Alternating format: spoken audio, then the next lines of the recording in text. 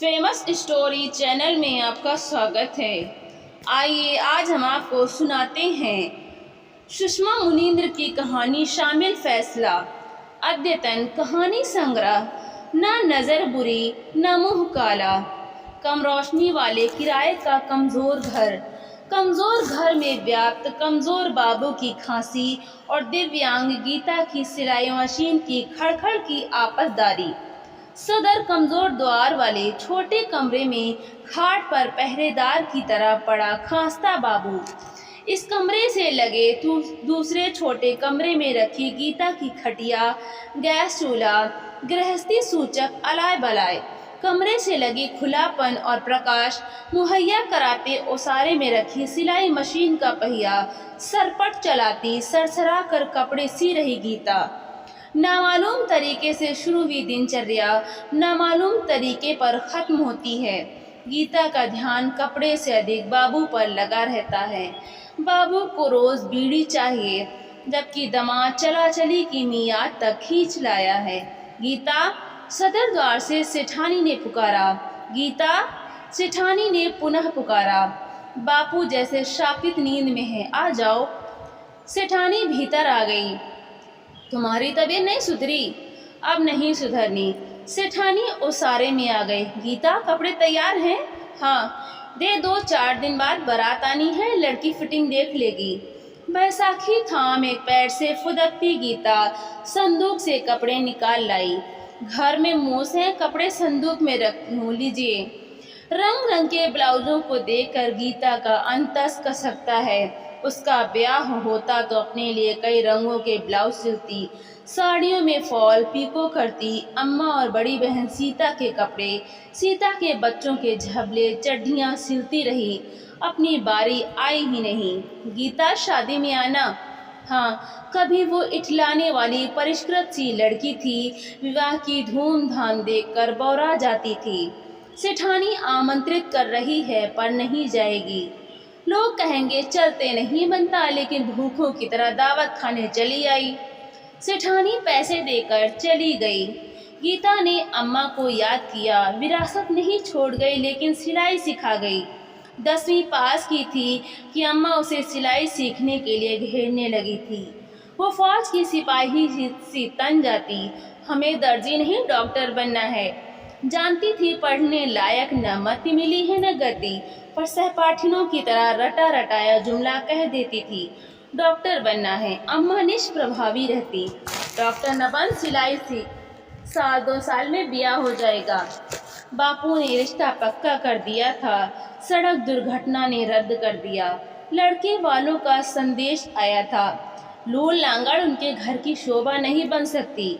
गीता अपनी वास्तविक वय से एकाएक बड़ी हो गई थी। घुटने के ऊपर से बायां पैर ही नहीं कटा था, वजूद चिंदी चिंदी हो गया था। उसे लंबी, चौकोर, गोल, आयताकार, तिकोनी रंग बिरंगी चिंदियां लुभाती हैं। चिंदियों का सही जोड़ बैठाकर पैच वर्क कर पोशाक को आकर्षक बना देती हैं, पर पैर चिंदी नहीं है जिसका जोड़ बैठाया जा सके। सेठानी के दिए पैसे गिन रही गीता को ध्यान आया, बाबू भूखा होगा, दवाई भी चुक गई है। उसने खिचड़ी पकने के लिए कुकर में रख दी। चोखा स्वाद से पसंद करने वाला बाबू अब खाने से कतराने लगा है। खिचड़ी में लौंग जीरे का छौंक लगा देती। बाबू के कड़वाते मुंह का थोड़ा स्वाद बन जाता। जब तक खिचड़ी पकेगी, उसने पड़ोस में रहने वाले 14 वर्षीय ननकू के मोबाइल पर बता दिया, बाबू की दवाई ला दे। गीता को सिलाई का अच्छा काम मिल जाता है। साड़ी में फॉल, ब्लाउज में हुक लगाने जैसा काम ननकू की बड़ी बहन निन्नी को दे देती है। निन्नी की कुछ आय हो जाती है। आय का लिहाज कर ननकू गीता की यथोचित सहायता करता रहता है। ननकू पैसे और दवाई का पर्चा लेकर बाजार चला गया। गीता बाबू के सिरहाने खड़ी हुई। बाबू, आज फिर नहीं नहाए? मैं चड्डी बंडी दिए देती हूँ, हाथ मुंह धोकर ताती ताती खिचड़ी खा लो, कुछ अच्छा लगे। बाबू तेजी से खिरता निझरता जा रहा है। पखोरों में वो बल नहीं रहा जब ताज़े फलों से भरा ठेला ढंगा कर भिनसारे बाजार जाता था। गृहस्थी चलाता था। दवाई में पैसा ना फूको, एक बंडल बीड़ी मंगा दो। बीड़ी ऐसे पीते हो जैसे अमृत है। बीड़ी मजबूती देती है, ना मिले तो कल का मरता आज मर जाऊंगा। मेरा ख्याल करो, एक तुम ही तो हो बाबू। तुम्हें देखकर कलेजा पिराता है, सिलाई कर गृहस्थी खींच रही हो। उठो। उठता हूँ, बाबू ने कहा पर सुस्त पड़ा रहा। ननकू दवाई ले आया। जी दवाई और पर्चा। 10 रुपए बचे थे, मैंने फुल्की खा ली, चटोरा। गीता भी बाबू के हिसाब से पैसे चुराकर स्कूल में बर्फ और गुलाब लच्छे खाती थी। बादलों में बैठकर आसमान नापने के दिन पता नहीं कहाँ खो गए। ननकू चला गया। गीता ने अब तेजी दिखाई। बाबू उठो, खिचड़ी ठंडी हो जाएगी। धुले वस्त्र पहनकर बाबू पीढ़े पर बैठ गया। गीता ने 2 थाली परस दी। पहले बाबू खाना खाकर फल बेचने चला जाता था। गीता बाद में इत्मीनान से खाती थी। अब दोनों साथ बैठकर खाते हैं। अब नहीं खाया जाता। रोज खाना छोड़ते हो। नहीं खाया जाता। गीता के मामा ने सोयाबीन बेचकर अच्छी कमाई की थी। आनन फन बच्चे का मुंडन वैष्णो देवी में कराना सुनिश्चित कर दिया। पहली बार इतनी लंबी यात्रा, वो भी मामा के खर्च पर जाने का उड़ाव, यानी आनंद मिलने जा रहा था। अम्मा, गीता के दोनों भाई सज गए। इसी शहर के कवानी मोहल्ले में रहने वाली सीता ललचा गई। अपने बच्चे का भी मुंडन वहीं करा लेगी। दोनों बेटियों मुन्नी और गुड्डी को पति पुरुषोत्तम के पास छोड़ गई थी। नहीं मालूम था लंबी यात्रा अंतिम यात्रा साबित होगी। घुमावदार घाटी में जीप पलट गई। गीता के अलावा पूरा परिवार जीप सहित घाटी में समा गया। गीता छिटक कर नीचे वाली सड़क पर गिरी। बाएं पैर की हड्डियां चूर चूर हो गईं। शोक में डूबे बाबू को सुध न आई। गीता का उचित उपचार होना चाहिए। जब सुध आई, सड़ांध फैल चुकी थी। पैर काटा गया। आज वही गीता सिलाई पर गृहस्थी खींच रही है। बाबू जानता है वो चला चली की मियाद में है। उसे अपनी मौत से अधिक गीता की जिंदगी से भय लगने लगा है। सबसे अधिक भय खजहा कुत्ते की तरह लहट गए वर्कशॉप में मिस्त्रीगिरी करने वाले पुरुषोत्तम से है। जब न तब अतिथि बनने चला आता है। अब तो रात को रुकने लगा है। सुबह यहीं से वर्कशॉप चला जाता है। अभी हफ्ता नहीं बीता है पर आज फिर धमक पड़ा। परोपकार दिखाते हुए समोसा, खोवा की कत्थई स्वादिष्ट जलेबी और बाबू के लिए 2 सूती अंगोछी बांध लाया। बाबू, तबीयत कैसी है? बाबू को लगा पूछ रहा है। बाबू, कब मरोगे? मरो तो गीता को अपनी सुपुर्दगी में लूं। बाबू ने उसे हताश किया। पहले से ठीक है पुरुषोत्तम। अंगोछी लो, कितना पसीना आता है। वक्त की आँच ने गीता की कोमल कमनीय सूरत झुलसा दी है। फिर भी सुंदर लगती है। पुरुषोत्तम को बहुत सुंदर लगती है। बाबू की तबीयत बिगड़ती जा रही है। पुरुषोत्तम ने उसके कंधे पर हथेली रख दी। काहे घबराती हूँ, मैं हूँ। गीता ने हथेली हटा दी।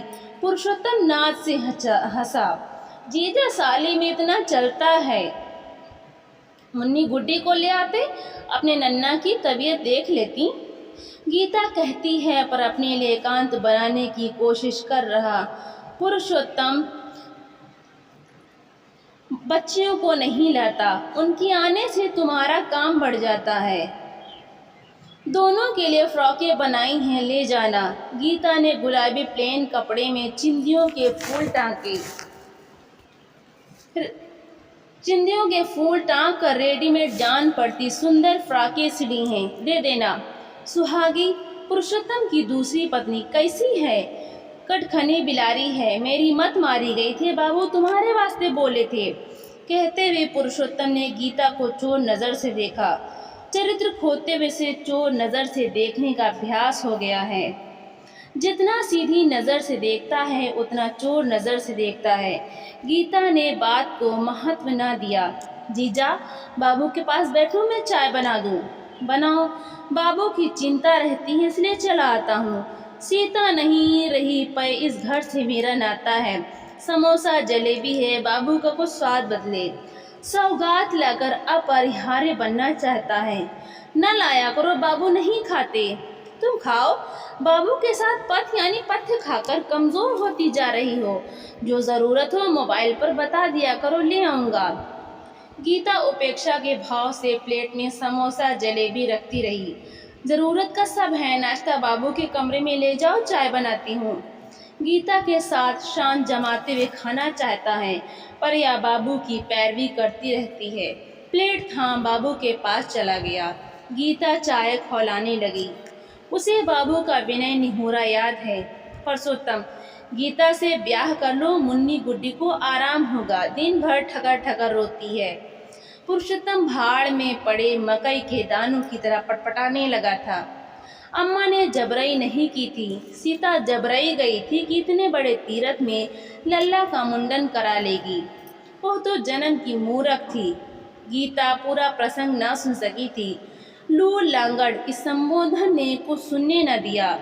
लंबी देह वाली सुंदर लड़की अब लूली लंगड़ी पुकारी जाती हैं। सबके साथ वो भी मर जाती तो बाबू के गले की फांसी छूट जाती।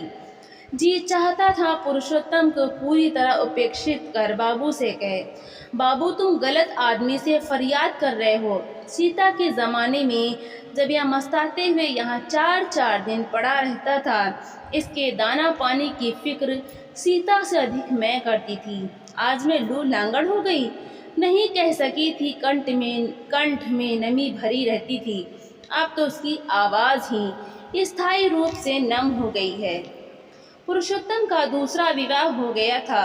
बाबू विवाह में गया था, लौट कर यथार्थ कहा था, सुहागी के महतारी बाप कसाई हैं। इतनी सुंदर लड़की को 2 लड़कियों के बाप से मान दिया।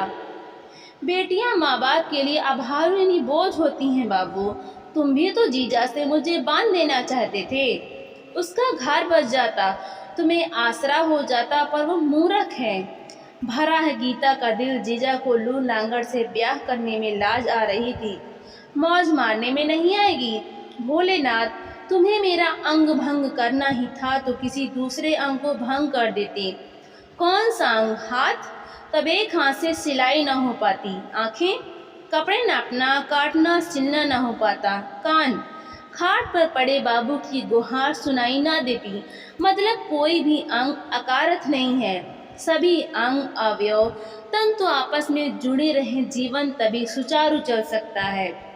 बैसाखी की आदत डालने में कितना रोना आया था, कितना अपमान लगा था, खुद को साधने में कितना जोर लगाना पड़ा था। सुनती हूँ नकली पैर लगाए जाते हैं, कहाँ लगाए जाते हैं, खर्च कितना बैठता है, कहाँ जाना पड़ता है, मालूम नहीं। एक बार कौन बनेगा करोड़पति में 2 दिव्यांग महिला खिलाड़ी आई थी। उनके नकली पैर लाखों रुपए के थे। सुनकर घबराहट होती है। भोलेनाथ। पुरुषोत्तम रात को रुका रहा।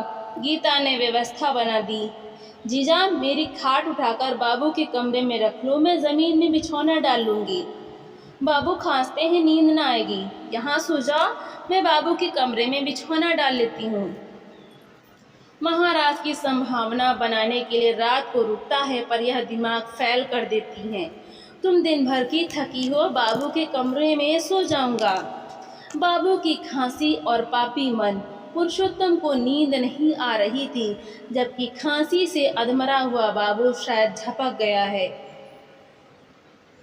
पुरुषोत्तम बिल्ली किसी खास सतर्कता से उठा, गीता के बिछौने पर कुछ देर बैठा रहा, फिर उसका हाथ सहलाने लगा। गीता को अब भरोसे की नींद नहीं आती। घर में पुरुषोत्तम हो तब कदापि नहीं। उसे लगा हाथ में छछूंदर सुरसुरा रहा है, पर यह तो बजबजाती नाली में पड़े बिलबिलाते सूढ़ों की छुअन है। जीजा, तुम नींद नहीं आ रही है, कुछ बात करो। गीता दूरी बनाकर दीवार की ओर खिसक गई। जाओ सो जाओ, फौज के सिपाही की तरह तनी रहती हो। बाबू कई दिन का मेहमान, तुम्हारी फिक्र होती है। सीता होती तो बाबू के बाद तुम्हें अपने साथ रखता, पर सुहागी ना रहने देगी। तुम मुझे नीक लगती हो, तुमसे ब्याह ना कर कितना पछता रहा हूँ। प्रेम प्यार की 2 बात कर लिया करो। तुम्हारा कौन जुर्म जो तपसिन जैसा जीवन बिताओ। गीता को पुरुषोत्तम का आग्रह अतिशयोक्ति लगा। मेरा जुर्म या कि लू लांगड़ हूँ? पुरुषोत्तम हाँफ गया।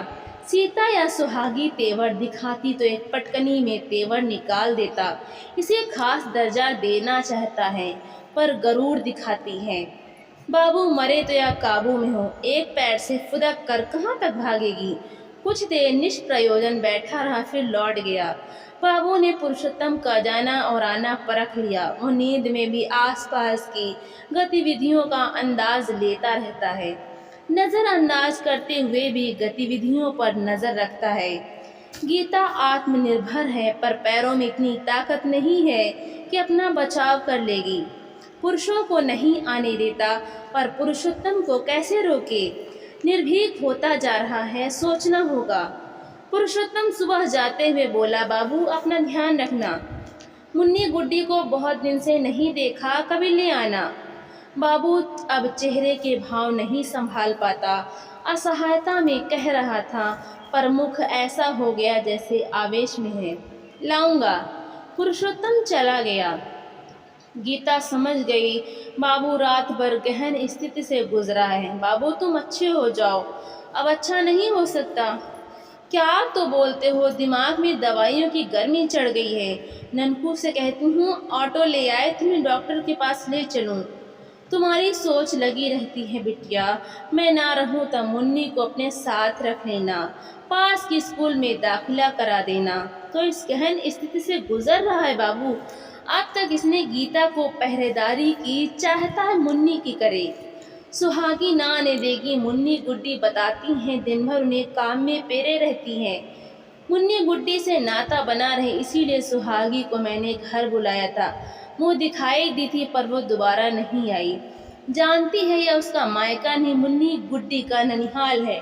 हो सकता है आना चाहती हो, पुरुषोत्तम ना लाता हो, तुम्हारी सोच लगी रहती है। बाबू जैसे अंतिम इरादा बताने के लिए ही रुका था। शनिचर की रात चला चली की मियाद पूरी कर गया। दीदी जीजा को खबर करो, जिसने मर्म पर आघात किया वो इंतजाम संभालेगा। गीता ने मोबाइल पर पुरुषोत्तम को बताया, बाबू नहीं रहे, मुन्नी गुड्डी नन्ना के दर्शन कर लें, सुहागी को भी लेते आना।